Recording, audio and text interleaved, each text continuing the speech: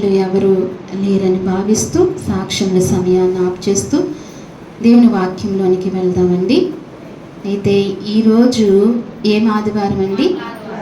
మట్ల ఆదివారము.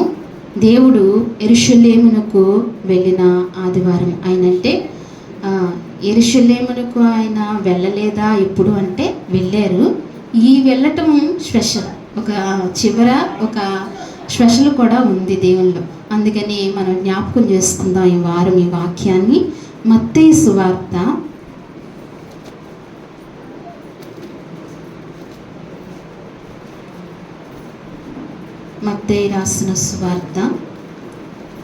21వ అధ్యాయము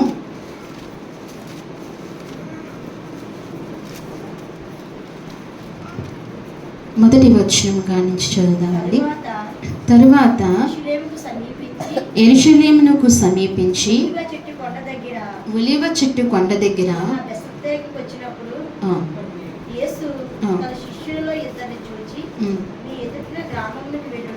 వెళ్ళగానే కట్టబడి ఉన్న ఒక గాడిదయు దానితో ఉన్న ఒక గాడిద పిల్లయు కనబడను. వారిని విప్పి నా యొద్దకు తోడుకురండి. ఎవడైనా మీతో అవి ప్రభువునకు కావలసి ఉన్నవని చెప్పమని. వెంటనే అతడు వాటిని తోడుపెట్టునని చెప్పి వారిని పంపింది. చాలండి, చిన్న ప్రార్థన చేసుకుందాం. పరిశుద్ధుడా నీకు స్తోత్రాలు ప్రభువా. చదవబడిన లేఖన భాగాన్ని తండ్రి మాకు విరిచి వడ్డించండి ప్రభువా. మేము నేర్చుకోవాలని నీ పాద సన్నిధికి వచ్చాము ప్రభువా. మాకు నేర్పించండి స్వామి. ఏమీ తెలియని వారము ప్రభువా, అనంత జ్ఞానివైన నీ దగ్గరకు మేము వచ్చాము ప్రభువా. మీ జ్ఞానంతో నింపి మమ్మల్ని బలపరిచి అయ్యా నువ్వు మాట్లాడమని ప్రార్థిస్తున్నాం ప్రభువా. అయ్యా నన్ను బట్టి కానీ ఎవరిని బట్టి కానీ నైనా ప్రభువా నీ కృప తక్కువ చేయకుండా ప్రభువా నీ కృపతో మాతో మాట్లాడండి స్వామి. నన్ను సంపూర్ణంగా నీ సిలువ చాటు మరుగుపరుచుకోండి. కావలసిన ఆత్మనైనా ప్రభా ఇచ్చి తండ్రి నైనా నాతో మాతో మాట్లాడి నడిపించి బలపరచమని, ఈ సమయాన్ని ఎంతో మేలుకరంగా ఆశీర్వకరంగా చేయమని నీ కృప దయచేయమని స్తుతించి ప్రార్థించి యేసుక్రీస్తు నామములో అడిగి వేడుకుంటున్నాము తండ్రి.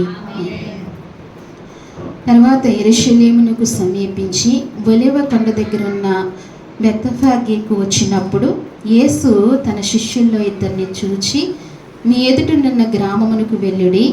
వెళ్ళగానే కట్టబడిన ఒక గాడిదను వాటిని విప్పి నా యొద్దకు తోడుకుని రండి. గాడిదను గాడిద పిల్లను వాటిని విప్పి నా యొద్దకు తోడుకురండి అని. అంటే యేసు ప్రభు వారితో శిష్యులు ఉంటుండగా ఆయన ఈ మాట సెలవిస్తున్నారు. యెరూషలేమునకు వెళ్తున్నప్పుడు ఆయన ఈ మాట అంటే గాడిద పిల్ల ఏమైనది? గాడిద పిల్ల ఏమైనదండి? తన యజమానుల దగ్గర కట్టబడి ఉంది. కట్టబడి ఉన్నదని ఆయనకు తెలుసు. అంటే ఆయనకు మరుగైనది ఏదీ లేదు. ఏ విషయంలో కూడా ఆయనకు మరుగు చేయలేం. ఆయన మానవ రూపంలో ఉన్నప్పటికీ, మానవ అవతారం ఎత్తినప్పటికీ ఆయనకు మరుగైనవి ఏమీ కూడా లేవు. అయితే ఆయన సెలవిస్తున్నారు. ఏమని సెలవిస్తున్నారంటే ఆ గాడిద పిల్లని తీసుకురండి. అసలు ఆయన గాడిదనే ఎందుకు ఎన్నుకున్నారు? ఈ వాక్యం చదివినప్పుడల్లా, లేదా ఈ వాక్యం జ్ఞానించినప్పుడల్లా, ఈ వాక్యం చూస్తున్నప్పుడల్లా, వినినప్పుడల్లా ఆలోచన కలుగుతుంది. జంతువుల్లో ఎన్ని జంతువులు ఉన్నాయి, ఆయన గాడిదనే ఎందుకు ఎన్నుకున్నాడు అనంటే, ఎందుక విలువ లేనిది, దానికి ఘనత లేనిది, దాన్ని ఎలా ఉపయోగిస్తారు? దాని మీద గాడిదని ఎలా ఉపయోగిస్తారండి? ఇదివరకు ఎలా ఉపయోగించేవారు?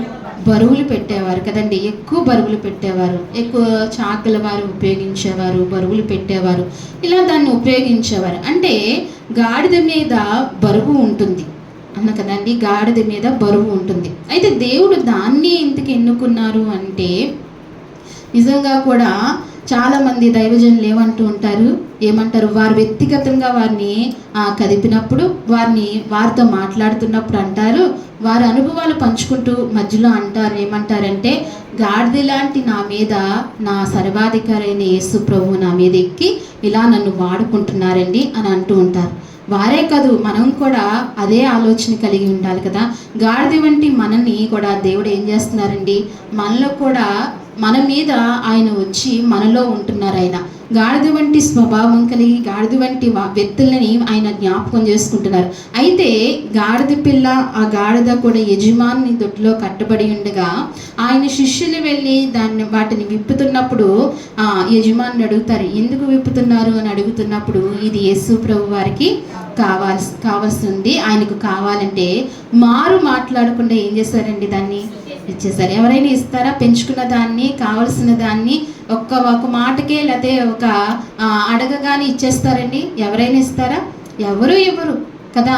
ఆ యజమానుడు ఎందుకు ఇచ్చేసాడు? వెంటనే యేసు ప్రభు వారికి కావాల్సింది అంటే అప్పుడు ఆ యెరూషలేము, ఆ గ్రామము, ఆ పల్లెలు, పట్టణాలు అన్నీ కూడా యేసు ప్రభు వారి గురించి అనేకమైన మాటలు వింటున్నారు. వెంటనే కాదు, కళ్ళారా చూస్తున్నారు. ఆయన ఏమేమి చేశారండి?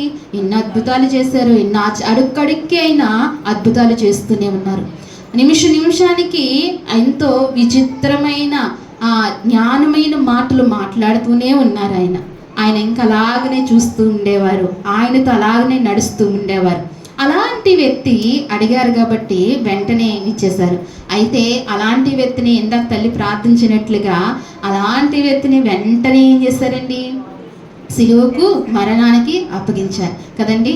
మానవ స్వభావం ఎలా ఉంటుంది, మానవ ఆలోచన ఎలా ఉంటుంది?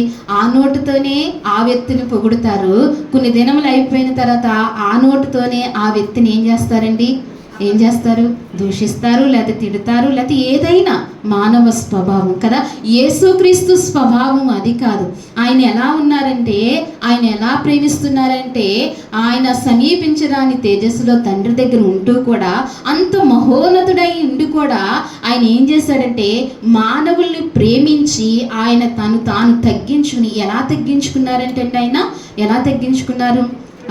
దేవదూతల కంటే తక్కువగాను, మళ్ళీ ఆయన దాసులు స్వరూపము ధరించుకుని దీనుడై దరిద్రుడై ఈ లోకానికి వచ్చారంట. ఆయన ఎవరు? ఆయన తేజోమయుడు కదండి. ఆయన తేజోమయుడు, ఆయన ఒక గొప్ప దైవము. అలాంటి దేవుడు ఎంత తగ్గించుకున్నాడంటే నేల మట్టుకు తగ్గించేసుకున్నాడు. దేని గురించి అండి? దేని గురించి? ఆయన సంఘము గురించి ఆ స్త్రీ గురించి ఆయన ఆ పావన పురుషుడు తగ్గించుకుని ఈ లోకానికి వచ్చాడు. తన భార్య కొరకు ఈ లోకానికి వచ్చాడు. కేవలము మన కొరకు ఆయన ఈ లోకానికి వచ్చాడు. ఎంత తగ్గించుకున్నాడు! ఆయన తగ్గించుకోవడమే కాదు, ఆయన జీవితం కూడా అంతే తగ్గించుకుని నడిచినట్లుగా మనం లేఖన భాగంలో మనం చూడగలుగుతాం. అయితే ఆయన కావాల్సిందని చెప్పగానే వారు ఏమాత్రమూ అభ్యంతరం పెట్టకుండా, అడ్డగించకుండా దాన్ని ఇచ్చేశారు. ఈనాడు మన జీవితంలో కూడా దేవునికి కావాలి అన్నదాన్ని మనం ఇవ్వగలుగుతున్నామా? దేవునికి కావాలి అన్నది మనం ఇవ్వగలుగుతున్నామా? ఆయనకి ఇవ్వగలుగుతున్నామా? దేవునికి కావాలి అన్నదాన్ని మనం ఇవ్వగలుగుతున్నామా? దేవుడు కోరుకున్నది ఏంటండి? మనసుని కోరుకున్నాడు, హృదయం కోరుకున్నాడు. ఆయన హృదయంతో పాటు కొన్ని కోరుకుంటాడు. ఆయన హృదయంతో పాటు ఏం కోరుకుంటాడండి? ఇంకొన్ని కోరుకుంటాడు. ఏం కోరుకుంటాడండి? అమ్మా, నేను ఇంకోటి చెప్పనా? ఆయన హృదయంతో పాటు ఏం కోరుకుంటాడంటే మన సమయం కూడా కోరుకుంటాడు. ఏంటండి? మన సమయం ఆయనతో గడపాలని, మనము ఆయనతో ఉండాలని కోరుకుంటూ ఉంటాడు ఆయన. ఇంకా ఇలాగా మన హృదయంతో పాటు అనేకమైనవి ఆయన కోరుకుంటూ ఉంటాడు. అయితే ఆ గాడిద పెంచబడుతున్న ఆ వ్యక్తి అడ్డగించలేదు, అభ్యంతరపరచలేదు, వెంటనే ప్రభువుకి అప్పగించాడు. అప్పుడు వరకు విలువలేని ఆ గాడిద, ఒక దొడ్లో కట్టబడిన ఆ గాడిద పిల్లకు యేసు ప్రభు వారి చెంతకు రాగానే ఏమైందండి? ఎంత విలువ వచ్చింది, ఎంత పేరు వచ్చింది. ఇప్పటికీ కూడా జ్ఞాపకం చేసుకుంటున్నాం ఆ గాడిదని, ఇప్పటికీ కూడా జ్ఞాపకం చేసుకుంటున్నాం. మనల్ని ఎవరైనా జ్ఞాపకం చేసుకుంటే, ఒకవేళ నేనే చనిపోతే కనుక ఎంతకాలం జ్ఞాపకం పెట్టుకుంటారు? మహా ఉంటే 1 సంవత్సరం దాకా, లేకపోతే 2 సంవత్సరాలు, లేకపోతే ఎప్పుడైనా అరుదుగా జ్ఞాపకం వచ్చినావు. మరి ఆ జంతువును, విలువలేని జంతువును ఇన్ని ఏళ్ళు అయిపోయిందే, వేళ్ళ అయిపోయిందే, ఇంకా నువ్వు జ్ఞాపకం ఎందుకని? యేసయ్య కోరుకున్నాడు. ఎవరు కోరుకున్నాడండి? యేసయ్య కోరుకున్నాడు. యేసయ్యను దాన్ని కావాలని అడిగారు. యేసయ్య ఆయన దగ్గరకు రమ్మని పిలిచాడు. అలాగే ఎంతోమంది భక్తుల్ని ఆయన ఏం చేశాడండి? కోరుకున్నాడు, పిలుచుకున్నాడు. ఈనాటికి కూడా భక్తుల్ని జ్ఞాపకం చేసుకుంటలేదండి. జ్ఞాపకం చేసుకుంటాం. పతనమైపోయిన భక్తుల్ని అంతగా జ్ఞాపకం చేసుకోలేము. వర్ధిల్లిన భక్తుల్ని ఎంతగా జ్ఞాపకం చేసుకుంటాం. వారి మాదిరిలో నడవాలని అనుకుంటాం, వారి అడుగుజాడల్లో నడవాలనుకుంటాం, వారి జీవితంలో వారి జీవిత గమ్యంలో నడిచిన మార్గంలో మనం నడవాలనుకుంటాం. ఈనాటికి అబ్రహాంని జ్ఞాపకం చేసుకోలేని క్రైస్తవుడు ఉన్నాడా అండి? ఎవరూ లేరు. ఎవరిని జ్ఞాపకం చేసుకుంటారు? దేవునితో పాటు ఎవరు జ్ఞాపకం చేసుకుంటారండి? అబ్రహాముని, కొంతమంది భక్తుల్ని, మోషేని, ఇలాంటి ఎంతో విలువైన వారిని మనం జ్ఞాపకం చేసుకుంటున్నామే. ఇలాగా మనల్ని కూడా జ్ఞాపకం చేసుకోవాలంటే, తరతరాలు కొనియాడబడాలంటే, ఇహలోకంలో కొనియాడబడలేం కానీ పరమందు కొనియాడబడాలి అంటే ఏం చేయాలంటే, మనం ఎవరి దగ్గరికి వెళ్ళాలో తెలుసండి? యేసయ్య దగ్గరికి వెళ్ళాలి. యేసయ్య దగ్గరకు వెళ్ళటమే కాదు, యేసయ్యను ఏం చేయాలండి? మన మీదకి ఎక్కించుకోవాలి. ఏం చేయాలండి? మనలోనికి ఎక్కించుకోవాలి యేసయ్యను. అది చేసినప్పుడు మనకి గొప్ప భాగ్యం దొరుకుతుంది. అందుకే 128వ కీర్తనలో దేవుని మాట సెలవిస్తుంది కదా. ఏమని సెలవిస్తుందండి? యెహోవాయందు భయభక్తులు కలిగి 128వ కీర్తన 1వ అధ్యాయం. యెహోవాయందు భయభక్తులు కలిగి ఆయన త్రోవయందు నడుచువారు ధన్యులు. నిత్యముగా నువ్వు నీ చేతి కష్టార్జితము అనుభవించదువు. నీవు ధన్యుడువు, నీకు మేలు కలుగును. ఏం ఉండాలంటండి? ఏముండాలి? యెహోవాయందు భయభక్తులు కలిగి ఉంటేనంట ఎన్ని ఆశీర్వచనాలు ఉంటున్నాయో చూడండి. ఆయన త్రోవయందు నడుచువారు ధన్యులు. ఇప్పుడు ఆ గాడిద ఎవరి త్రోవలో నడిచిందండి? ఆయన త్రోవలో నడిచింది. అది ఏమైంది? ధన్యుడైంది. అలాగే మనము కూడా మనల్ని కూడా గాడిద వంటి వారమైన మనము కూడా యేసయ్య తోవలో నడిస్తే కనుక మనం ఏమవుతామంటండి? ధన్యులు. నిశ్చయముగా నువ్వు నీ చేతి కష్టార్జితము అనుభవించదువు. ఏమనుభవిస్తాము? నిజంగా మనం ఆయన త్రోవలో నడవకపోతే అండి మనం ఎంతో కష్టపడతాం. కష్టపడినా అక్కడికి వస్తుందా? ఏదో విధంగా పోతూ ఉంటుంది. కొంతమందికి బలహీనతలు, అనారోగ్యము అలా పోతాయి. కొంతమందికి రుణాలు, లేకపోతే కొన్ని సమస్యలు, విడల సమస్యలు, ఇలా రకరకాలుగా ఒక్కొక్క మనిషిని వేధిస్తూ మన కష్టార్జితం ఏమి రావట్లేదండి? అక్కడికి రాకుండా పోతుంది. అయితే దేవుడు చెప్తున్నాడు, దేవుడు ఆశీర్వదిస్తున్నాడు, మనల్ని దీవిస్తున్నాడు. ఎప్పుడు ఆయన మనసు ఏంటంటే మనం బాగుండాలని. ఆయన మనసు ఏంటండి? ఆయన బిడ్డలంగా మనం బాగుండాలని. ఆయన మనల్ని క్షేమంగా ఉంచుతాడు, సౌఖ్యంగా ఉంచుతాడు. అయితే యెహోవాయందు భయభక్తులు కలిగి ఆయన త్రోవలయందు నడిచినప్పుడు నిశ్చయముగా నువ్వు నీ చేతి కష్టార్జితము అనుభవించదవు.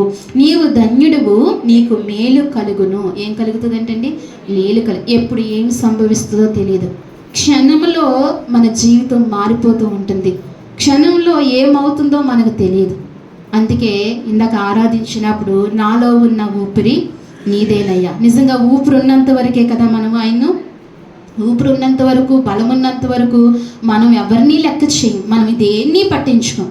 ఎప్పుడైతే మన బలము తగ్గుతుందో, మన ఊపిరి పోతుంది అని అనుకుంటామో అప్పుడు ఎవరి వైపు తిరుగుతామండి? ఆయన వైపుకు తిరుగుతాం కదా. అలా కాదు, బలం ఉన్నప్పుడే గాడిద పిల్లను అంటే ఇంకా ప్రాయ వయసులో ఉన్నప్పుడే, గాడిదకు బలం ఉన్నప్పుడే దేవుడు ఏం చేస్తాడండి? కోరుకుని ఆయన దగ్గరకు రప్పించుకున్నాడు. అందుకే అంటున్నాడు, నీ లోగుట నీ భార్య ఫలించు ద్రాక్షావళి వలె ఉండెను. ఇది దేవుని సంఘము. భార్య అంటే ఎవరండి? మామూలుగా భౌతిక వాక్యం ఏంటండి? 2 అంచెల ఖడ్గము. దీన్ని 2 విధాలుగా తీసుకోవాలి. అది సంఘమును నీ లోగుట భార్య ఫలించు. యెహోవాయందు ఎప్పుడైతే భయభక్తులు కలిగి ఉంటామో, ఆయన త్రోవలో ఎప్పుడైతే నడుస్తామో, ఆయన భార్య అయిన సంఘము ఏమవుతుందంట? ఫలిస్తుందంట. ఏమవుతుందంటండి? ఫలిస్తుందంట. నీ భోజనపు బల్ల చుట్టూ నీ పిల్లలు ఒలీవ మొక్క వలె ఉంది. యెహోవాయందు భయభక్తులు గలవారు ఇలాగూ ఆశీర్వదింపబడును. ఎలాగూ అంటే సియోనులో నుండి యెహోవా నిన్ను ఆశీర్వదించును. ఎక్కడ నుండి అంటే? సియోనులో నుండి. పరము నుండి యెహోవా మనల్ని ఆశీర్వదిస్తాడు. ఇహలోక ఆశీర్వాదాలు కాదు, పరము నుండి మనల్ని ఏం చేస్తాడంటండి? ఆ పరలోక ఆశీర్వాదాలు మనకి ఎప్పుడైతే వస్తాయో, ఇహమందు ఆశీర్వాదాలు మన వెంట పరుగెడుతూ ఉంటాయి. సియోనులో నుండి యెహోవా నిన్ను ఆశీర్వదించిన. నీ జీవిత కాలమంతయు యెరూషలేము క్షేమమును చూచెదవు. నీ పిల్లలను నువ్వు చూచెదవు. ఇశ్రాయేలు మీద సమాధానం ఉండును గాక. ఎవరిని చూస్తామంటండి? పిల్లలను చూస్తాంట. అంటే నిత్యత్వంలోనికి వెళ్ళిపోయిన తర్వాత కొన్ని తరాలు మనం చూస్తూ మనం ఏం చేయబడతామంట, ఇప్పుడు ఎలాగైతే భక్తుల్ని జ్ఞాపకం చేసుకుంటున్నామో మనల్ని కూడా అలాగనే జ్ఞాపకం చేసుకుంటారు. ఎవరండి? మిగతా కన్యకులు. ఎవరండి? మిగతా కన్యకులు. ఈ నల్లని దానినైనా, ఈ భూమి మీద ప్రాణము పెట్టిన ప్రాణీశ్వరుడైన ఆయన భార్యను జ్ఞాపకం చేసుకుంటూ కొనియాడుతూ ఉంటుందంటే ఎంత గొప్ప భాగ్యంలోనికి దేవుడు మనల్ని నడిపిస్తున్నారో కదా. ఇది చిన్న విషయం కాదు, ఇది ఎలాంటి చిన్న విషయం కాదు. లోతైన మాటలతో మనం బలపరుచుకుని దేవుల్లో ఎదిగినప్పుడు మనం ఎక్కడుంటామంటే నిత్యత్వంలో ఉంటాం. అందుకే ఈ గాడిదను దేవుడికి అవసరమైనప్పుడు అది యేసు ప్రభు వారి దగ్గరకు తీసుకొచ్చినప్పుడు దాన్ని ఎంతో ఘనపరుస్తూ దాన్ని మహిమపరుచినట్లుగా దాన్ని కట్టబడిన కట్టులు ఎలాగైతే ఇప్పబడినాయో, జకర్యా గ్రంథంలో ఒక మాట ఉంటుంది చూడండి. పాత నిబంధన చివరి గ్రంథం మలాఖీకి ముందుంటుంది. 781వ పేజీ, 781వ పేజీ, జకర్యా గ్రంథము 9వ అధ్యాయము 12వ వచనము. 9వ వచనం చదవండి. సియోను నివాసులారా బహుగా సంతోషించుడి, యెరూషలేము నివాసులారా ఉల్లాసముగా ఉండుడి. ఈ రాజు నీతిపరుడును రక్షణ గలవాడును దీనుడై గాడిద పిల్లను ఎక్కి మీ వద్దకు వచ్చినాడు. చాలండి, దేవునికి మహిమ కలుగును గాక. ఈయనెవరంటండి? సియోను నివాసులారా అంటే అక్కడున్న యెరూషలేము నివాసులకి ఈ వాక్యం సెలవిస్తుంది. సియోను నివాసులారా బహుగా సంతోషించుడి. ఎలా సంతోషించాలంట? బహుగా. దేవుని బట్టి ఎలా సంతోషించాలి? బహుగా సంతోషించాలి. అసలు కొంచెం కూడా లేదు సంతోషం మన మొఖాలలో. దేవుని బట్టి ఏం కలగాలంటండి? సంతోషంగా, బహుగా సంతోషించాలంట. దేవుని వాక్యం సెలవిస్తుంది, సియోను నివాసులారా మీరు బహుగా సంతోషించుడి, యెరూషలేము నివాసులారా ఉల్లసించుడి, ఉల్లాసముగా ఉండుడి. నీ రాజు నీతిపరుడును రక్షణ కలవాడును దీనుడై గాడిద పిల్లని ఎక్కి నీ వద్దకు వచ్చిచున్నాడు. ఆయన ఎవరంట? నీతిపరుడు. ఎవరండి? ఆయన మన రాజు ఎవరండి? నీతిపరుడు. ఏ రాజులైనా నీతి ఉందండి? ఏ రాజులైనా నీతి ఉందా? ఇన్ని సంవత్సరాలు పరిపాలించిన రాజుల చరిత్రలో చూసిన, గతకాల రాజుల చరిత్రలో చూసిన ఎన్నో లోపాలు, పరిపాలిస్తున్న ప్రతి రాజులో కూడా ఎన్నో లోపాలు. ఎక్కేటప్పుడు ఒక వాగ్దానాలు చేసి ఏం చేస్తారండి? ఆ సీట్ ఎక్కుతారు కదా. ఆ వాగ్దానాలు నెరవేరుస్తారా? నెరవేర్చు.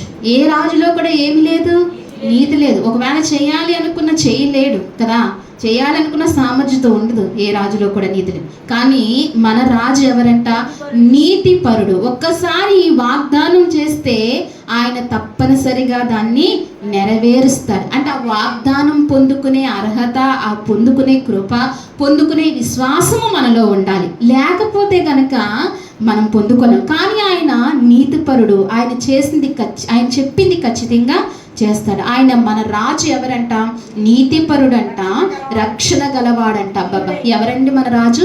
రక్షణ గలవాడు. దేనికి రక్షణ అండి? దేనికి రక్షణ? మన ఆత్మకు రక్షణ. దేనికి రక్షణ? మన ఆత్మకు రక్షకుడు ఆయన. మన ఆత్మను రక్షించేవాడు. మన ఆత్మ నరకాగ్నిగుండంలోనికి వెళ్లకుండా ఆయన ఏం చేశాడండి? ఆయన రక్షించారు. మన ఆత్మ ఒకవేళ ఆయన రాకపోతే, ఆయన రక్షించకపోతే మన ఆత్మ ఏమవుతుందో తెలుసా?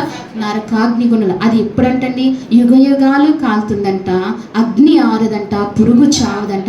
ఈ మాటలు చిన్నతనంలో విన్నప్పుడు ఎంతో భయం వేసేది. మరి మాట విన్నప్పుడల్లా ఏం కలుగుతుందండి? భయం కలుగుతుంది. ఆత్మ చూసొచ్చాంలే, మళ్ళీ మనం చూసొచ్చామా అనుకోవడానికి వీలు లేదు. లేదు. ఆత్మ ఎక్కడికి వెళ్తుంది? ఆత్మ దేవునిది. అది దేవుని దగ్గరికి వెళ్ళాలంటే ఆయన త్రోవలో నడవాలి, ఆయన రక్షణలో మనం నడవాలి. అందుకే అంటున్నాడు, నీ రాజు రక్షణ గలవాడై దీనుడై. ఎవరంటండి ఆయన?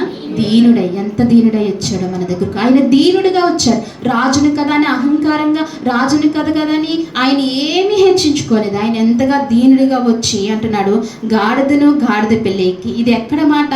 పాత నిబంధనలో యేసుక్రీస్తు ప్రభువారు పుట్టక ముందు మాట. ఇది ప్రవచన వాక్యం. ఏ వాక్యం అండి? ప్రవచన వాక్యము. ఈ ప్రవచన వాక్యము నెరవేరింది ఎవరి యందు? మన యేసు. ఆయనకి ప్రవచన పురుషుడు అని పేరు. ఏం పేరండి? ప్రవచన పురుషుడు. ప్రవచన వాక్యాలు ఆయన యందు అనేకమైన వాక్యాలు నెరవేరుతూ వచ్చినాయి. ఆయన యందు అన్నీ నెరవేరుతూ వచ్చినాయి. ఆయన పుట్టక ముందే, ఆయన రాకముందే ఈ వాక్యము చెప్పబడింది. గాడిద పిల్లకి ఎక్కి నీ యొద్దకు వచ్చుచున్నాడు. ఎవరి యొద్దకు వచ్చాడండి? మన యొద్దకు వచ్చాడు. అంత మహోన్నతుడు మన దగ్గరికి వచ్చాడు. మరి మనం ఎందుకు ఆయన దగ్గరికి వెళ్ళలేకపోతున్నాం? ఎందుకు ఆయన దగ్గరికి రావటానికి సందేహము? ఎందుకు ఆయన దగ్గరికి రావటానికి నిర్లక్ష్యము? ఎందుకు ఆయన దగ్గరికి రావటానికి అశ్రద్ధ? ఆయన ఎక్కడికి వచ్చాడు? ఆయన ఎక్కడికి వచ్చాడండి? మన దగ్గరకు వచ్చాడు. దీనుడై మన దగ్గరికి వచ్చాడు. మనలో ఎక్కడ ఉంది దీనత్వము? మనలో ఎక్కడ ఉంది తగ్గింపు స్వభావము? ఏమీ లేదు. ఆ దీనుడు మన దగ్గరికి వచ్చాడు. అయితే ఆ గాడిదని ఎక్కిన తర్వాత ఇక్కడ 12వ వచనంలో కూడా వాక్యం సెలవిస్తుంది, బంధకములో పడియుండియు నిరీక్షణ గలవారులారా మీ కోటలో మరలా ప్రవేశించుడి, రెండింతలుగా మీకు మేలు చేస్తునని నేడు నేను మీకు తెలియజేయుచున్నాను. ఎక్కడ పడి ఉన్నామంటండి? బంధకం. ఏ బంధకం అండి? ఏ బంధకము? పాపం అనే బంధకంలో పడి ఉన్నాం. ఎక్కడండి? పాపం అనే బంధకంలో పడి ఉన్నాం. పాపము మానవ నవిసము. ఏంటండి? పాపము మానవ నవిసం. ఆదాము దగ్గర నుంచి వస్తుంది. అది సంక్రమిస్తుంది. అందుకే ఏ బంధకంలో పడిపోయాం? పాప బంధకంలో పడిపోయి, ఇంకా కొన్ని బంధకాల్లో పడిపోయి, ఇంకా కొన్ని కట్టడలో పడిపోయాం. అన్నిటి నుంచి ఎవరు విడిపిస్తున్నాడు? దేవుడు ఆజ్ఞాపించాడు, ఆ గాడిద పిల్లని విడిపించమని, ఆ గాడిదని విడిపించమని. అలాగే మనల్ని కూడా చెప్తున్నాడు, విడిపించి ఎక్కడికి రమ్మంటున్నాడు? తిరిగి ఎక్కడికి రమ్మని? కోటలోనికి రమ్మంటున్నాడు. ఎక్కడికి రమ్మంటున్నాడు? తిరిగి కోటలోనికి రండి. ఆ కోటలో ఏముంటుంది? క్షేమం ఉంటుంది. ఆ కోటలో ఏముంటుంది? భద్రత ఉంటుంది. ఆ కోటలో నుండి మనకి ఏమంటే రెండంతల ఆశీర్వచనాలు మనకు ఉంటాయంటే ఏమంటున్నాడండి? రెండంతల మేలు మీకు మేలు కలుగజేస్తానని దేవుడు సెలవిస్తున్నాడు. ఎన్నంతలండి? రెండంతలు. ఏ రెండంతలు? మీరు ఆయన కోటలోనికి కనుక వస్తే కనుక భౌతికంగా మేలు, ఆధ్యాత్మికంగా కూడా మేలు. అందుకే ఆయన కోటలో ఖచ్చితంగా చేరాలి. ఎక్కడికి చేరాలి? ఏ కోటలోనికి? ఆ రాజు కోటలోనికి చేరాలి. రారాజు కోటలోనికి చేరాలి. కోటలు అంటే తెలుసండి, ఇదివరకు రాజులు పరిపాలించేటప్పుడు ఉంటాయి కదా. మనం అక్కడ విజయవాడ కానీ హైదరాబాదు కానీ అవి వెళ్ళినప్పుడు ఆ కోటలు కనబడుతూ ఉంటాయి చూడడానికి వెళ్ళినప్పుడు కదా. పెద్ద పెద్ద కోటలు. అక్కడ ఏముంటుంది? యుద్ధం జరిగినప్పుడు ఏముంటుంది? క్షేమము, రక్షణ ఉంటుంది. అక్కడ ఉన్న వారికి క్షేమం ఉంటుంది. బయట ఉంటే వాళ్ళు వేసే బాణలైనా, వాళ్ళు వేసే ఏదైనా ఆయుధాలైనా తగులుతూ ఉంటాయి. అది ఒకవేళ కోటలో ఉంటే ఏమీ తగలకు, రక్షణ కలుగుతూ ఉంటుంది. అందుకే ప్రభువు సెలవిస్తున్నాడు, బంధకములో పడి ఉండు వారులారా, మీరు తిరిగి కోటలోనికి రండి. పాపపు బంధకంలో పడి ఉన్న మనకు అపవాది వేసే బాణములు తగలకుండా, అపవాది వేసే తంత్రాలు మనం తగలకుండా ఉండాలంటే తిరిగి సియోను కోటలోనికి, రారాజైన ఆయన కోటలోనికి వచ్చినప్పుడు మనకు రెండంతల మేలులు దేవుడు అనుగ్రహిస్తానని సెలవిస్తున్నాడు. అందుకే ఇంకొక మాట చూద్దాం, చూడండి, త్వరితంగానే ముగించుకుందాం. ఇంకొక మాట యెషయా గ్రంథంలో ఒక మాట ఉంటుంది చూడండి. ఆయన ప్రవచనాలు నెరవేరుతూ వచ్చినాయి. ఆయన ప్రవచన పురుషుడు. ప్రతీదీ నెరవేరుతూ వచ్చింది. ఆయన మన కొరకు జన్మించాడు. ఆయన మన కొరకు ప్రాణము పెట్టాడు. మన కొరకు రక్షణ ఇచ్చిన దేవాతి దేవుని ఎల్లప్పుడూ హృదయపూర్వకంగా స్తుతిస్తూ ఉండాలి. యెషయా గ్రంథము 59వ అధ్యాయము 18వ వచనం చూడండి.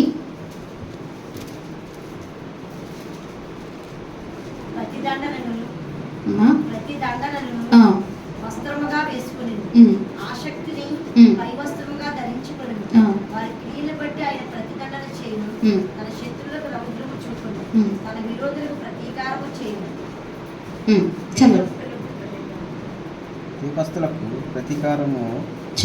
చాలండి. ఇక్కడ ఆయన వాక్యం సెలవిస్తుంది, ప్రతిదండను వస్త్రముగా వేసుకును, ఆసక్తిని పైవస్త్రముగా ధరించుకును. వారి క్రియలు బట్టి ఆయన ప్రతిదండన చేయును. తన శత్రువుకు రౌద్రము చూపును, తనకు విరోధికి ప్రతీకారము చేయును. దీపస్తులు ప్రతీకారము చేయును. దేవుని వాక్యము సెలవిస్తుందండి. ఆయన మొట్టమొదటిగా రాజుగా వచ్చినప్పుడు ఆయన దీనుడిగా వచ్చాడు. ఎలా వచ్చాడు? ఆయన దీనుడిగా వచ్చాడు. ఆయన ప్రభుత్వం చాలా తగ్గించుకుని వచ్చాడు. ఈసారి ఆయన దీనుడిగా రాడు. ఎలా వస్తాడంటండి? ఆ రాజు ఎలా వస్తాడు? రౌద్రుడిగా వస్తాడు. కొదమ సింహంలా వస్తాడు ఆయన. యూదా గోత్రపు సింహంలో వస్తాడు. ఆయన రౌద్రుడై వస్తాడు. చాలా భయంకరంగా ఆయన వస్తూ ఉంటాడు. ఈసారి దీనుడిగా రాడు. ఈసారి ప్రేమామయుడిగా రాడు. రెండవ రాకళ్ళ రాజు వారికి ప్రతిదండన ఇస్తాడంట.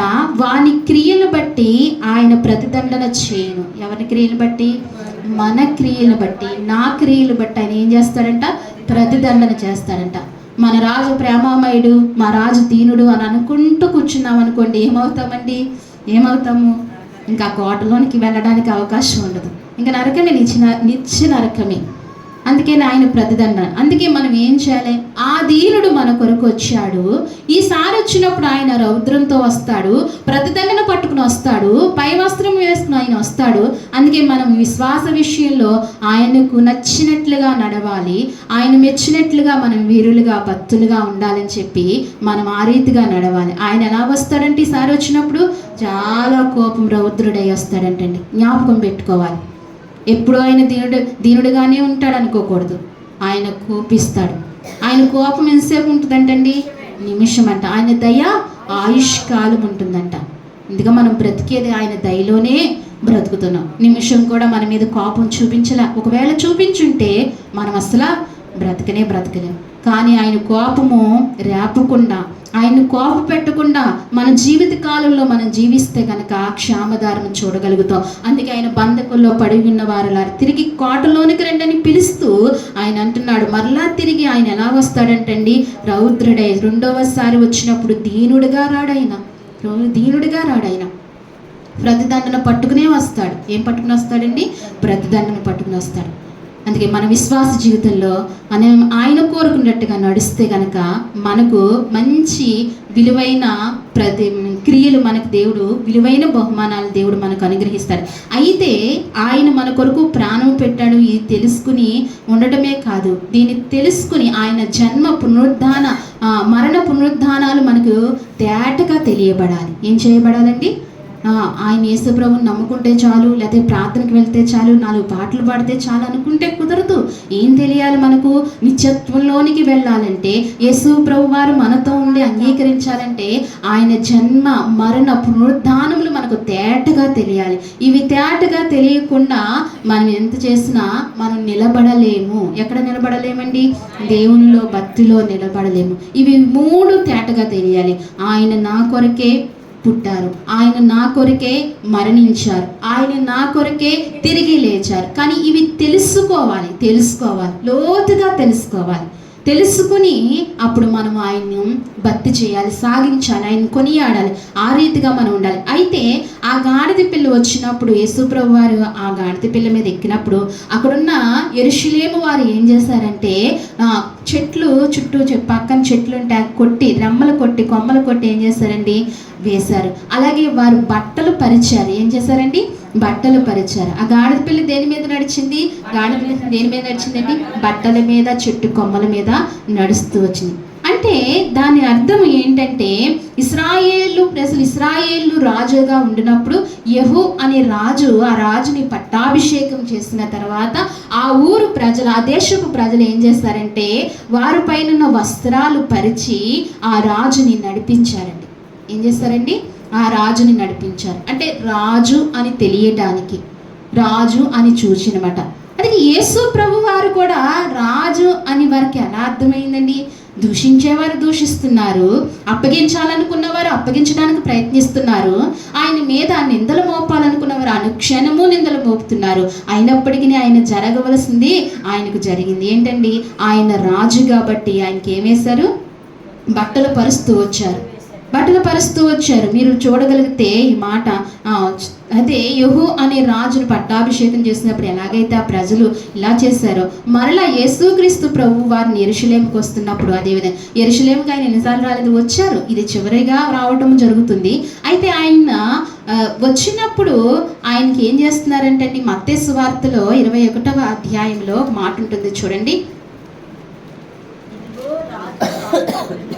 మత్తయి సువార్త 21వ అధ్యాయము, ఒక నిమిషం అండి.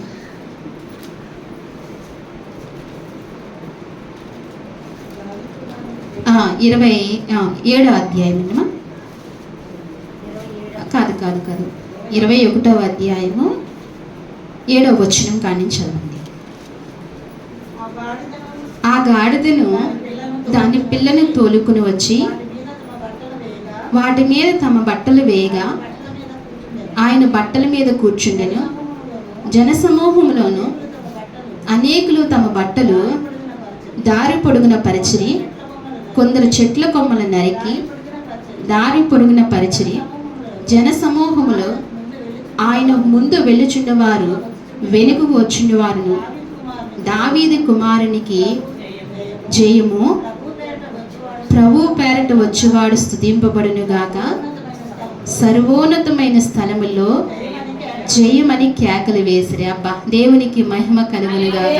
ఒకసారి మన అందరం ఆయనకి జయోత్సవాలు చెప్దామా? దావీదు కుమారునికి జయము కలుగును గాక. ఎందుకంటే యెరూషలేము వారు ఏం చేశారంట? జయోత్సవాలు పలికారంట. ఆ రాజుకి ఏం పలికారు? జయోత్సవాలు. ఇదేంటి, యేసు ప్రభువుని ఎప్పుడూ చూడలేదా, ఎప్పుడూ రాలేదా? ఆ ఊర్లోనే పుట్టారు కదా, అక్కడే పెరిగారు కదా, అక్కడే తిరిగారు కదా, ఇదేంటి ఆయనకి జయోత్సవాలు చేయటం ఏంటి అంటే, ఒకవేళ ఎవరైనా మన కుమారుల్లో, మన ఊళ్ళ కుమారుల్లో ఎవరైనా బాగా చదువుకుని, బాగా పేరు తెచ్చుకుని చదువుకుని అక్కడే జీవించేవాడు, ప్రతిదినము చూస్తున్నా కొన్ని సంవత్సరాలు చదువు నిమిత్తము బయటికి వెళ్ళి బాగా చదువుకుని ఒక కలెక్టరో లేకపోతే ఒక ఎవరో ప్రేరు పొందిన ఒక హోదా వచ్చిందనుకోండి, అప్పుడు ఆ వ్యక్తి రాక ఎలా ఉంటుంది? చాలా గౌరవింపబడతాడు కదా, చాలా గౌరవిస్తాం. ప్రత్యేకంగా ఉంటుంది ఆ రాక. అంతకుముందు వచ్చిన వెళ్ళటాలు రావటాలు వేరు, అప్పుడు ఆ హోదాలో ఉన్నప్పుడు ఆ వచ్చిన రాక ఎలా ఉంటుందండి? చాలా డిఫరెంట్గా ఉంటుంది, చాలా గౌరవంగా ఉంటుంది, వేరే ప్రత్యేకంగా చూస్తాం. అలాగే యేసుక్రీస్తు ప్రభువారిని ఈ యెరూషలేముకు వచ్చినప్పుడు రాజుగా హెచ్చిస్తూ ఎలాంటి మాటలు పలుకుతున్నారు? అక్కడ ఉన్న యెరూషలేము వారు అంటున్నారు, ఏమంటున్నారంటే అండి, దావీదు కుమారుడికి జయము. ఏంటండి? దావీదు కుమారుడికి జయము, ప్రభు పేరట వచ్చిన వాడు స్తుతింపబడునుగా. ఎవరి పేరట వచ్చారండి ఆయన? ఎవరి పేరట వచ్చారండి ఆయన? ప్రభు పేరట వచ్చిన వాడు స్తుతింపబడునుగాక. నిజంగా ఆయన్ని స్తుతింపబడునుగాక. నిత్యము ఆయన్ని స్తుతిస్తూ ఉండాలి. అందుకే సర్వోన్నతమైన స్థలములలో జయము అని కేకలు వేయుచున్నాయి. సర్వోన్నతమైన స్థలంలో ఆయనకు జయము కలుగుతుంది. ఈనాడు మనం కూడా ఆయనకి జయోత్సవాలు చేస్తూ ఉండాలి. ఎల్ల వేళలా ఎప్పుడు ఏం చేయాలండి? జయోత్సవాలు చేస్తూ, సిగ్గుపడకూడదు, భయపడకూడదు, అభ్యంతరపడకూడదు. ఎవరిని స్తుతించడానికి? ఆ రాజును స్తుతించడానికి ఎంత మాత్రమో సిగ్గుపడకూడదు. ఎందుకంటే గాడిద మీదకి ఎక్కడానికి ఆయన సిగ్గుపడలేదు. ఆయన సిగ్గుపడాలి కదండి. ఏమని సిగ్గుపడాలి? గుర్రాలు ఉన్నాయి, ఆయన సృష్టించిన అనేకమైన జంతువులు ఉన్నాయి, అన్నిటి మీద మానేసి ఏమెక్కారైనా? గాడిద మీద ఎక్కడానికి ఆయన సిగ్గుపడలేదు, ఆయన అభ్యంతరపడలేదు. దీన మనస్సు కలిగి గాడిద మీదకి ఎక్కడానికి తగ్గించుకుని వచ్చిన యేసు ప్రభువారిని మనం కూడా అదే మనసు, అంతకంటే ఇంకంతకంటే ఆ మనస్సు కూడా మనకు రాదనుకోండి. అయితే దీన మనసుతో మనం ఏం చేయాలి? ఆయన స్తుతించాలి, ఆయన ఘనపరచాలి. ఈ మాటలు ఎప్పుడూ మర్చిపోకూడదు. మన జీవిత కష్టకాలంలో స్తుతించే వ్యక్తులు కొంతమంది ఉంటారు, సుఖంలో స్తుతించే వ్యక్తులు కొంతమంది ఉంటారు. కొంతమంది కష్టంలోనే స్తుతిస్తారు. ఎప్పుడు స్తుతించరండి? సుఖం ఉన్నప్పుడు స్తుతించరు. కొన్ని మనస్తత్వాలు సుఖం ఉన్నప్పుడే స్తుతిస్తాం, కష్టంలో స్తుతించము. అయితే అన్నీ బాగుంటే స్తుతించము, ఏమీ బాగోకపోతే. కానీ దేవుణ్ణి అంటే ఎలా స్తుతించాలంట? ఎల్లవేళలా ఎల్లప్పుడూ ఒకటే తీర్మానం కలిగి ఉండాలి. నా ప్రాణం ఉన్నంత వరకు దేవా నిన్ను నేను స్తుతిస్తానయ్యా, నిన్ను నా జీవితంలో విలువైనది ఏదైనా ఉందంటే అది నిన్ను స్తుతించడం తప్ప నా జీవితంలో విలువైనది ఏదీ లేదు. మనకు వజ్ర వైడూర్యాలు ఉండవచ్చు, కానీ అవి విలువైనవి కాదు. ఆయన స్తుతించడమే విలువైనది. ఈ విలువైన సమయాన్ని మనం ఏ మాత్రము పాడు చేసుకోకుండా ఆయన్ని విలువగా ఘనముగా గణపరుస్తూ ఆ రారాజుని సేవిస్తే గనక ఆయన రెండవ రాకడలో మనకు మంచి మంచి బహుమానాలు ఇచ్చి మనల్ని ఎక్కడ తీసుకెళ్తారండి? ఆ కోటలోనికి తీసుకెళ్తారు. రెండంతల ఆశీర్వాదాలు మనకు దేవుడు అనుగ్రహిస్తూ ఉంటాడు. అందుకే ఈ మాటలు మనం జ్ఞాపకం చేసుకోవాలి. ఆయన గాడిద మీద ఎక్కుతూ వచ్చారు. ఎక్కడికండి? యెరూషలేములోనికి. మనల్ని కూడా ఆయన మన మీదకి ఎక్కుతూ వచ్చారు కాబట్టి గాడిద వంటి మనల్ని కూడా ఆయన ప్రేమించి పిలిచాడు. ఏం చేశాడండి? ప్రేమించి పిలిచాడు. పిలవడమే కాదు, తీసుకురమ్మంటమే కాదు, మన కట్లు ఏం చేశాడండి? ఆయన విప్పేశాడు. ఆయన కట్లు, మన కట్లు తెంపాడు. ఆయన జన్మ మరణ పునరుద్ధానం ద్వారా మన కట్లు తెంపబడినవి. ఈ మాటలు మనం జ్ఞాపకం చేసుకోవాలి. ఊరికే తెంపబడలేదు, ఎంతో క్రయధనం ఇస్తేనే మన కట్లు తెంపబడినవి. ఎంతో ఆయన త్యాగం చేస్తేనే మన కట్లు తెంపబడినవి. ప్రాణాన్ని ప్రాణంగా పెడితేనే మన కట్లు తెంపబడినాయండి. ఊరికే తెంపబడిపోయే కట్లు కాదు మనవి. ఊరికే తొలగిపోయే కట్లు కాదు మనవి. పుణ్యక్షేత్రాలకు వెళ్ళినంత మాత్రాన్ని మన పాపపు కట్లు పావు, లేకపోతే ఏదన్నా మేలు చేసినంత మాత్రాన్ని మన పాపపు కట్లు పావు. దేనివల్ల మన పాపపు కట్లు పోయినాయండి? ఆయన ప్రాణత్యాగం చేస్తున్న దాన్ని బట్టే మన పాపపు కట్లు తొలగిపోయినవి. ఆయన దీనుడై వచ్చాడు, అందుకే మన పాపపు కట్లు పోతూ వచ్చినాయి. అందుకే మనం ఈ విషయాన్ని అనుక్షణము జ్ఞాపకం చేసుకుంటూ ఆయనకు కృతజ్ఞతాస్తుతులు చెప్పుతూ మనం ఆయనలో ఎదుగుతూ ఫలించాలని, ఈ మాటలు మన హృదయాల్లో దేవుడు దీవించి నీరు కట్టి ఫలించాలని మనసారి కోరుకుంటూ ఈ మాటలు దీవించును గాక. ఆమేన్. ప్రార్థన చేసుకుందాం అండి. చిన్న ప్రార్థన చేసుకుందాం వాక్యాన్ని బట్టి. ప్రభువా, ఈ మధ్యాహ్న కాల సమయంలో మాతో మాట్లాడుతూ వచ్చారు తండ్రి. నీ స్తోత్రాలు ప్రభువా. అవునయ్యా, ఈ మట్ల ఆదివారంలో ప్రభువా నాయన ఇదిగో మరి నువ్వు యెరూషలేముకు చివరగా వెళ్ళిన అయా ఆ ప్రయాణంలో ప్రభువా నువ్వు చేసిన కొన్ని పనులను ప్రభువా, నువ్వు అక్కడ చేరైన ప్రభువా నీవు జయోత్సవాలు పొందుకున్న కొన్ని అయాస్తుతి యాగం నేను జ్ఞాపకం చేసుకుంటూ వచ్చాం ప్రభా. కట్టబడిన గాడిదను విప్పమని నువ్వు సెలవిచ్చావు ప్రభా. అలాగేనైనా ప్రభా పెంచబడుతున్న అతను కూడా మాట్లాడకుండా నీవు కావలసింది అనగానే ఇచ్చేస్తాడు ప్రభా. మాకు మనసు కూడా అలా చేయి ప్రభా. నువ్వు ఏదైనా మా నుంచి కోరుకుంటే గనక మేము కూడా అలాగే ఇవ్వటానికి సందేహపడకుండా అభ్యంతరపరచకుండా ఇవ్వటానికి సహాయం చేయి. మమ్మల్ని అలా మార్చేయ. మొదటిగా మా హృదయం అడుగుతున్నాం. మా హృదయంతో పాటు అన్నీ అడుగుతారు ప్రభా. మీరు అడిగినప్పుడు మేము ఇవ్వటానికి సహాయం చేయండి ప్రభా. ఏ సమయంలో మీరు ఏది అడిగినా మేము ఇవ్వటానికి సందేహించకుండా ఇవ్వటానికి కృప దయచే ప్రభా. అప్పుడే మాకు విలువ పెరుగుతుంది, అప్పుడే మాకు ఘనత పెరుగుతుంది ప్రభా. ఆ దొడ్లో కట్టబడి ఉంటే ఆ గాడిదకు విలువ లేకపోనయ్యా, నీ దగ్గరకు వచ్చిన తర్వాత అయ్యా, నీ దగ్గరకు నీ చెంతకు చేరిన తర్వాత ఆ గాడిదకి ఎంత విలువ వచ్చిందో స్వామి. నా జీవితంలో నా బ్రతుకులో కూడా గత కాలంలో విలువలేని బ్రతుకులో నేనున్నానయ్యా. అయా విలువలేని జీవితం జీవించాను స్వామి. నిన్ను నైనా నా రక్షకుడుగా నైనా నిన్ను స్వీకరించిన తర్వాత నాకు ఈ సమాజంలో విలువ పెరిగింది స్వామి. అయా నేను నైనా విలువగా ఉండగలుగుతున్నాను స్వామి.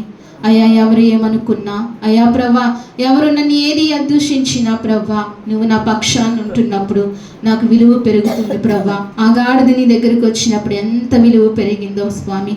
నేను నీ సిలువ చెంతకు వచ్చినప్పుడు ప్రభా, నీ రక్త ప్రోక్షణ ఆశ్రయించినప్పుడు స్వామి నా పాపపు కట్లు తెంపబడినవి స్వామి, నా పాపపు కట్లు విప్పబడినవి స్వామి. అయ్యా ఇదిగో మరి బంధకములో పడి ఉన్న వారులారా తిరిగి కోటలోనికి రమ్మని నువ్వు ఆహ్వానిస్తున్నావు స్వామి.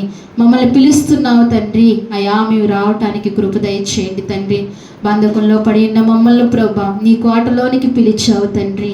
రెండంతల ఆశలు చాలిస్తానంటున్నావు ప్రభా. మేము విశ్వాసముతో ప్రభా నీ వైపుకు కన్నులెత్తి చూసే కృప మాకు దయచేయండి. సియోను నివాసులారా ఉల్లసించుడి ఉత్సహించుడని చెప్తున్నావు ప్రభా. మా హృదయంలో ఎల్లప్పుడూ ఉత్సాహము సంతోషము ఉంచండి స్వామి. దిగులు అయా ప్రభా, ఆందోళన భయమును తొలగించండి. మేము సియోను నివాసులము ప్రభా.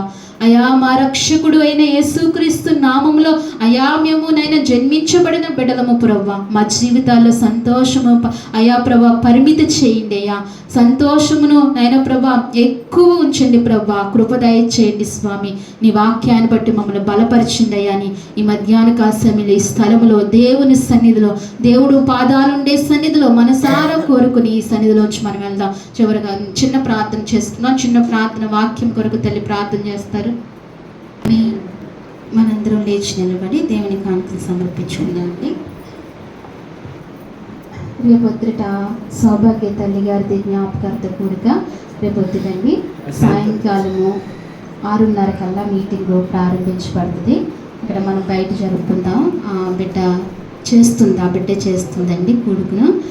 మనందరికీ వారి తల్లిని జ్ఞాపకం చేసుకోవాలని, వారి తల్లి ద్వారా కూడుక పెట్టుకోవాలని, అలాగే మనందరికీ ప్రేమ విందును కూడా బిడ్డ ఏర్పాటు చేసింది. మీరందరూ దయించి మన సంఘము, మన ఇళ్ళల్లో ఏమి జరిగినా అందరూ ఉండాలి. ఎవరూ మానటానికి వీలు లేదు. ఏం చెప్పినా రారు, అలా చేయకూడదు. అది సంఘం అనిపించదు, ప్రేమ లేనట్టే అనిపిస్తుంది. ఏం చేయాలంటే ఈ సంఘంలో ఏది అనౌన్స్ చేసినా, ఎవరు కూడుకు పెట్టుకున్నా ప్రేమతో రావాలి, ఎంతైనా రావాలి. తప్పనిసరిగా వచ్చి మనం వాళ్ళని ఆదరించాలి, ఆ కూడుకులో పాలు పొందాలి, దేవుడిచ్చే దీవెనలు కూడా పొందుకోవాలి. తప్పనిసరిగా గమనించండి. అందరూ రండి. బిడ్డ చెప్తుంది, మిమ్మల్ని అందరిని ఆహ్వానిస్తుంది. మీరు అందరూ రేపు రండి. 6:30కి మొదలవుతుంది. మా అమ్మగారిది జ్ఞాపకార్థ కూడిక అందరూ రావాలని మనం చేస్తున్నాం. మీ అందరికీ నా వందనాలు.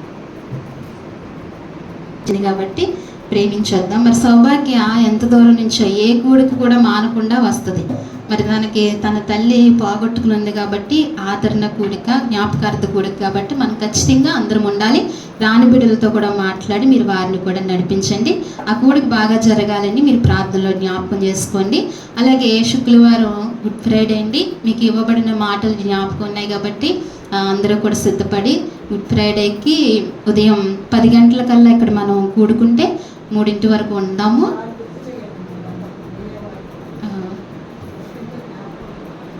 గుడ్ ఫ్రైడే రోజుని 10 గంటలకల్లా ఇక్కడ కూడుకుందాం. 3 గంటలు దాటిన తర్వాత మనం ఇక్కడ నుంచి వెళ్దామండి. అయితే అలాగే తిరిగి మళ్ళీ ఆదివారం ఆరాధన, ఈస్టర్ పండుగ ఉంటుంది కాబట్టి మనం ఎప్పుడూ ప్రతి సంవత్సరం ప్రేమ విందు కలిగి ఉంటాం. మరి దీన్ని గమనించండి. మీకు మరొకసారి జ్ఞాపకం చేస్తున్నాం. అందరం కలిసి చేసుకుందాం, ఒకరే కాదు అందరం కలిసి చేసుకుందాం. ఎందుకంటే మనకు ఉండేది అరుదైన పండుగలు కాబట్టి మనం ప్రేమతో చక్కగా అందరం కలిసి చేసుకుందాం. మనకున్నంతలో టీవీగా చేసుకుందామండి. ఈ విషయాన్ని గమనించండి. చివరి ప్రార్థన చేసుకుందాం. మరి ఈ 4 రోజులు కూడా కొంచెం అందరూ వెంబడిస్తే బాగుంటుందని నా ఉద్దేశము. చక్కగా అందరూ రండి. 4 రోజులు రేపు ఎలాగా అందరూ రావాలి ఖచ్చితంగా. ఇంకొక 3 రోజులు దేవుని సన్నిధిలో గడిపితే బాగుంటుంది కదా. చివరి రోజుల్లో చివరి దినాలుగా ఉన్నాం కాబట్టి దేవుని సన్నిధిలో గడుపుతాం ఖచ్చితంగా. గుడ్ ఫ్రైడే వరకు కూడా ఈ రోజు నుంచి మళ్ళీ ఆదివారం వరకు పరిశుద్ధ దినంగా, హోలీడేస్గా ఆచరిస్తారు. అందుకని ఖచ్చితంగా ఇంటికాడ ఉండటం కన్నా దేవుని సన్నిధిలో కాసేపు 1 గంట దేవుని సన్నిధిలో గడపటం మేలు. ఆయన సులువు మరణాన్ని జ్ఞాపకం చేసుకుందాం. రండి తప్పనిసరిగా. మీకు ప్రార్థన విన్నపాలు ఉంటే తెలియజేయవలసిందిగా మనం చేస్తున్నాం. అలాగే సారథి గారి కొరకు కూడా మీరు ప్రార్థనలు అనేది ప్రార్థనలు జ్ఞాపకం పెట్టుకోండి. మంచి ఆరోగ్యం కొరకు. తల్లి ఇందాక చివరిగా అందరం కలిసి ప్రార్థన చేద్దామన్నారు.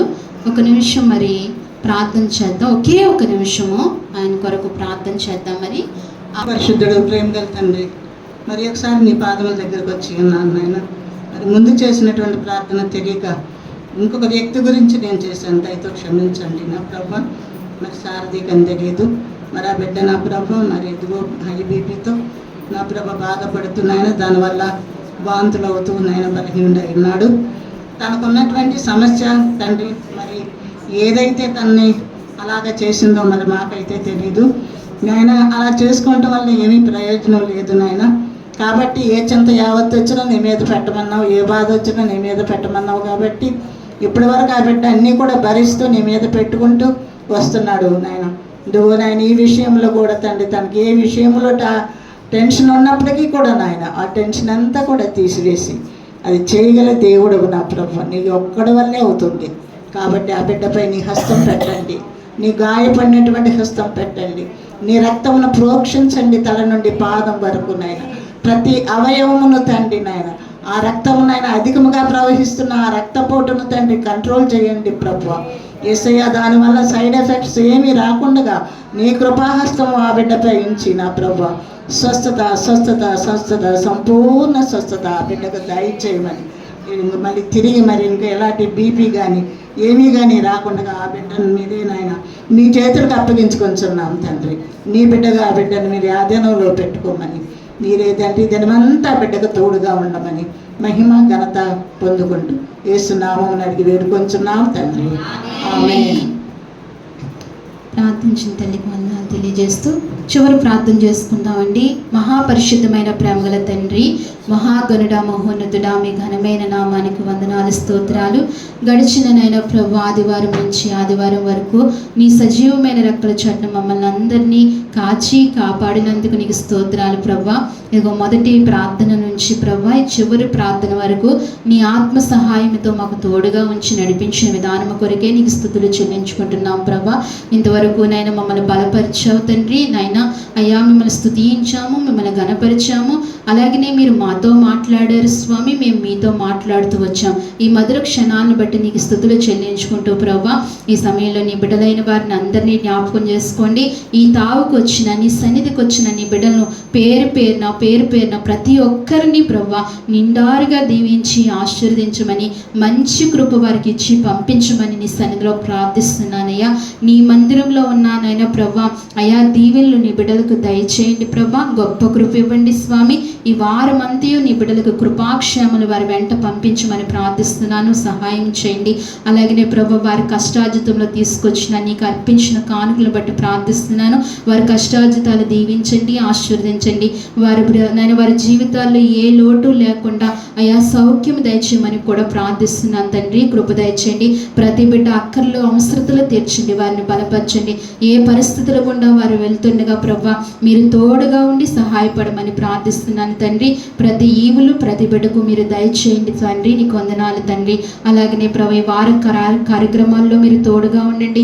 రేపు జరుగుతున్న సౌభాగ్య తల్లి గారి ప్రభా జ్ఞాపకార్థ కూడుకుని మీరు జ్ఞాపకం చేసుకోండి ప్రభా. జయకరముగా మీరు జరిగించండి. మా మధ్యకు వస్తున్న అయా ఆత్మీయులను బట్టి తండ్రి, సంఘ బిడ్డలను బట్టి, అలాగనే ప్రభా సేవకులను బట్టి, కొంతమంది ఆ రోజు సమాధి చేసిన బిడ్డలను బట్టి నీ సన్నిధిలో ప్రార్థిస్తున్న వారందరినీ మీరు జ్ఞాపకం చేసుకుని మా మధ్యకు నడిపించి ఆ కూడికని నా మహిమార్థంగా మీరు జరిగించుకోండి అయ్యా. ఇదిగో మరి నైనా ఆ కూడికలో మీరు జ్ఞాపకం చేసుకుంటూ నిన్ను జ్ఞాపకం చేసుకుని నిన్ను స్తుతించే కృప మాకు అందరికీ దయచేయమని ప్రార్థిస్తున్నాను తండ్రి. ఆ కూడిక అంతటినీ దీవెనకరంగా జరిపించండి. జరిపిస్తున్న సౌభాగ్యాన్ని మీరు జ్ఞాపకం చేసుకోండి. బిడ్డను దీవించండి, ఆశీర్వదించండి ప్రభా. బిడ్డనైనా ఆడబిడ్డ అయినప్పటికీ తండ్రి కొన్ని బాధ్యతలు వహిస్తూ ప్రభా కుటుంబం పట్ల ఎంతగానో బిడ్డనైనా అలాగే తండ్రి నైనా దైవభక్తిలో కూడా బిడ్డ కొనసాగుతుండగా నీ కృప అత్యధికంగా బిడ్డకు అనుగ్రహించండి. బిడ్డకు మంచి జీవిత భాగస్వామిని మీరు దయచేయండి ప్రభా. బిడ్డ పట్ల మంచి కృప ఇవ్వండి ప్రభా. దేవా కుటుంబాన్ని అంతటినీ జ్ఞాపకం చేసుకోమని మీ సన్నిధిలో ప్రార్థిస్తున్నాను తండ్రి. అలాగనే తండ్రి నేను ఇదిగో మరి శుక్రవారం జరుగుతున్న ఫ్రైడేని మీరు జ్ఞాపకం చేసుకోండి ప్రభా. మేమందరము తండ్రి ఉపవాసం నుండి నీ సన్నిధికి వచ్చి ప్రభా నీ సిలువ మరణాన్ని జ్ఞాపకం చేసుకుంటూ నువ్వు సిలువ పైన పలికిన 7 మాటలను జ్ఞాపకం చేసుకుంటూ నిన్ను కీర్తించే గొప్ప కృప మా అందరికీ ఇవ్వండి స్వామి. తిరిగి నేను ఇదిగో మరి ఆదివారం పునరుద్ధాన దినము ఈస్టర్ రోజును కూడా మాకు తోడుగా ఉండండి. ఆ కార్యక్రమంలో కూడా మీరు తోడుగా ఉండమని ప్రార్థిస్తూ ఈ వార కార్యక్రమాలంతట్లో మీరు మాకు తోడుగా ఉండండి. ప్రతిదినం జరుగుతున్న ప్రార్థన కొడుకులో కూడా మీరు మాకు తోడుగా నడిపించమని తండ్రి. అలాగే మీ దాసునికి తండ్రి నా భర్త గారికి మంచి ఆరోగ్యమును బలమును శక్తిని దయచేయండి. ముట్టుకోండి, స్వస్థపరచండి ప్రభా. నీ గాయపడిన హస్తం ఉంచండి. శిరస్సు నుంచి పాదం వరకు మీరు ముట్టుకుని స్వస్థత దయచి ప్రతి బలహీనత నజరేయుడైన యేసు నామములో తొలగించి గొప్ప ఆరోగ్యాన్ని మీ కుమారునికి మీరు దయచేసి అయా నీ పరిచర్యలో బహుబలముగా మీరు వాడుకొని అయా బలపరచమని అభిషేకించమని సన్నిధిలో ప్రార్థిస్తున్నా. నా దేని కుటుంబాన్ని అంతటినీ జ్ఞాపకం చేసుకోండి. నా సంఘ బిడ్డలందరినీ జ్ఞాపకం చేసుకోండి. సార్వత్రిక సంఘాన్ని, సార్వత్రిక సంఘంలో పనిచేస్తున్న దైవజనులైన వారిని, వారి కుటుంబాలు, వారి పరిచర్యలు మీరు జ్ఞాపకం చేసుకుని నీ కృప దయచేయమని ఈ మధ్యాహ్న కాల సమయంలో మా ఆరాధన అంతట్లో మీరు తోడుగా నడిపించుకున్నందుకు ఇది నీ సంఘము ప్రవ్వా, ఇది నీ శరీరము ప్రవ్వా. అయ్యా ఇదిగో మీరు ఇక్కడ ఉన్నందుకు నీకు స్తోత్రాలు చెల్లించుకుంటూ నీ శరీరంలో వచ్చిన నీ బిడ్డలందరినీ మీరు జ్ఞాపకం చేసుకుని దీవించి పంపించమని స్తుతించి ప్రార్థించి మా ప్రియరక్షకుడైన యేసుక్రీస్తు నామములో అడిగి వేడుకుంటున్నాము తండ్రి. మన తండ్రి అయిన దేవుని ప్రేమయు, కుమారుడైన యేసుక్రీస్తు కృపయు, పరిశుద్ధాత్మ అన్యోన్య సహవాసము మనకు, మన కుటుంబాలకు, సార్వత్రిక సంఘమునకు ఇప్పుడు ఎల్లప్పుడూ సదాకాలము దేవుడు తోడైండి నడిపించును గాక. ఆమేన్. యేసు రక్తమే జయము, ప్రవేశ రక్తము సంపూర్ణమైన విజయము కలుగును గాక. ఆమేన్, ఆమేన్, ఆమేన్.